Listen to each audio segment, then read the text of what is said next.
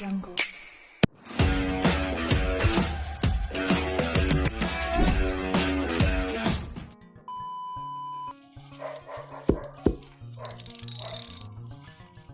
Kahit yung mga gilid-gilid, mga kalangga, dapat ipat-dry natin siya. Dapat na gawin. Pat-dry dapat siya. Pat-dry siya. So, diba? Basa-masa siya, guys.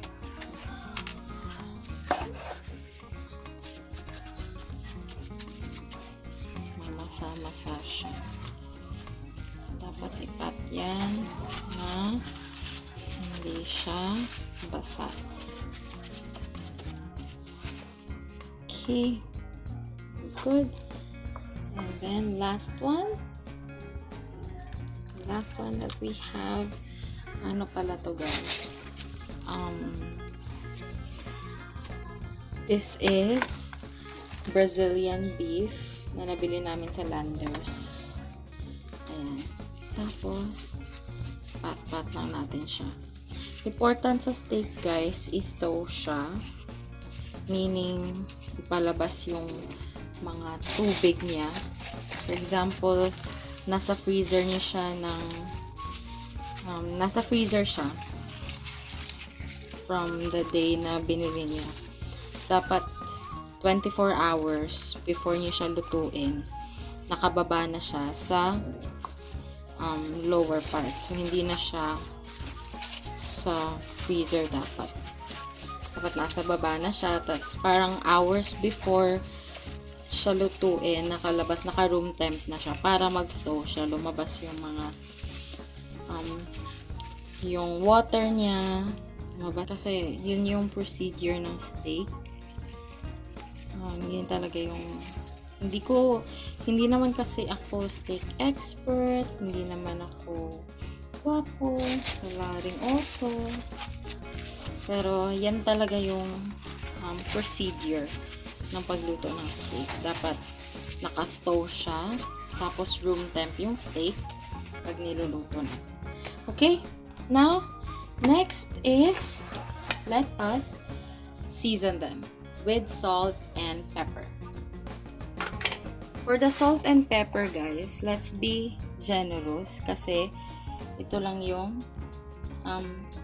timpla natin dito. We don't do any seasonings for this one. Ito lang talaga yung timpla natin for the steak. So, be generous. Make sure na you cover all of the side ng steak, no? And then also adding pepper. Again, be generous sa paglagay nyo ng salt and pepper kasi ito lang yung magpapalasa basically. So, ayan. And then let's just spread this evenly sa steak. Ayan, spread lang yung mga side. Ayan, lagyan natin ng seasoning yung mga side. Okay. Sometimes baka mapasobra nyo din, gaya nito, sobra siya. So, lagyan din natin yung kabilang side, guys. Ito, pwede natin siyang taktakin kasi parang napasobra lang tayo doon ng alright. So, ready na yung mga steak natin for cooking.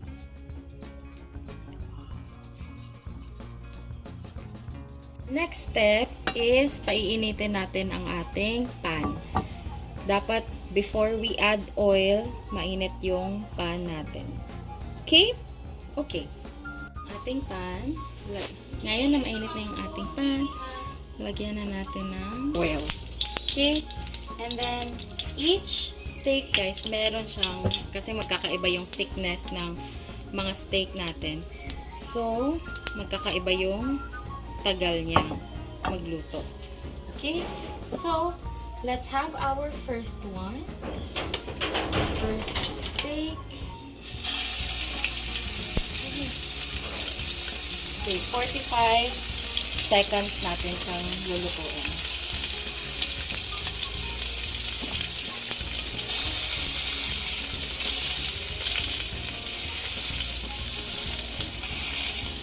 The goal is medium rare to medium well. Ganyan yung goal natin. Medium rare to medium well na doneness. Okay? Actually, pwedeng dalawa yan, pero mas safe ng isa na lang. Okay? Then after that, we flip it. And then, another 45 seconds. Ito lang guys, kasi non-stick yung gamit natin.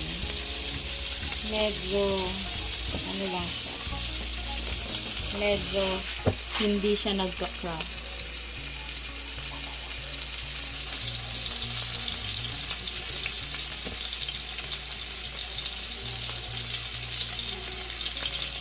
Pwede nating i-check yung doneness niya guys pag pinindot natin. Tapos kamusta siya. Okay? And then, kamusta ka na? Okay ka pa? Okay, for another, siguro guys kasi parang hindi ako satisfied kung paano yung side niya. So, siguro dagdagan pa natin ng isa pang 40 seconds. 10 seconds for each side.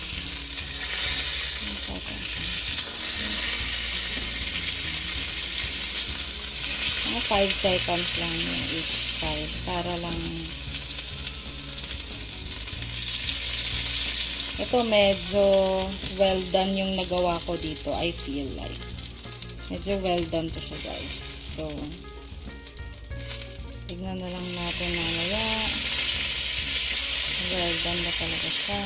And then first steak is done. Okay.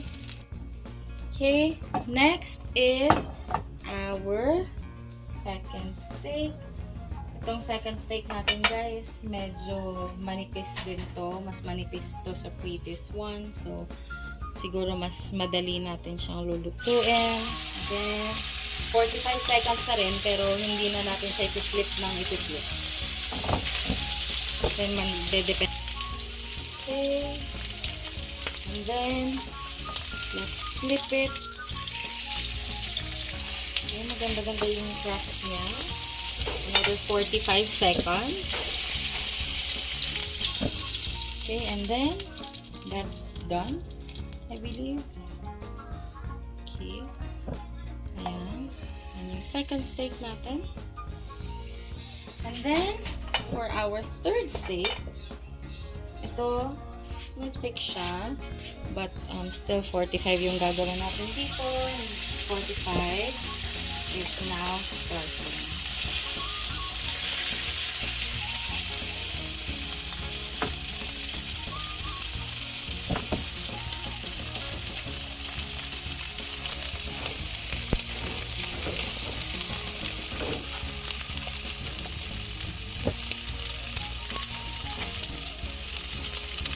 Yan yung 50 seconds. Then, flip na naman natin. Another 45 seconds for that. It's up. Medyo lagyan natin ng extra. So, i-turn natin siya. Okay. And then, next is mas thick siya. Guys, kita nyo yan? Thick siya. Compared sa iba. So, let's cook it. Then, again, this will be cooking for 1 minute.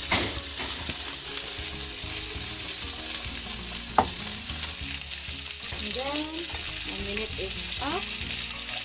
Ayan. Just flip it. Whoa, look at the crust, guys. Maganda yung crust na to. Okay, another minute. Maganda yung crust niya. Kita nyo yan guys. Yung mga brown dyan. That is called crust. Okay. Yung steak talaga magandang lutuin sa non-stick pan. Pero kung ano yung meron kayo, makikita nyo naman sa sides niya, well, dito, medyo, ano pa siya, ma-rare pa siya dyan. So, pwede naman natin siyang ilagay pa ng isa. So, ito.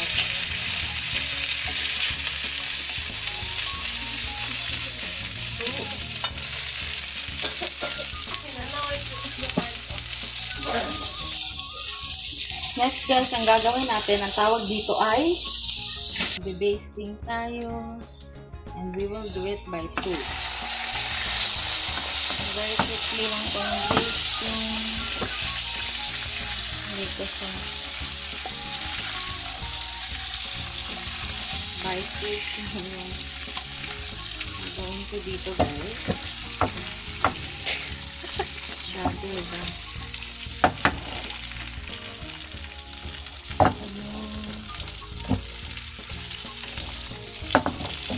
Choose lang yung basting, and then tapos na yan, done. Sabihin na natin to, and then last share, and basting natin to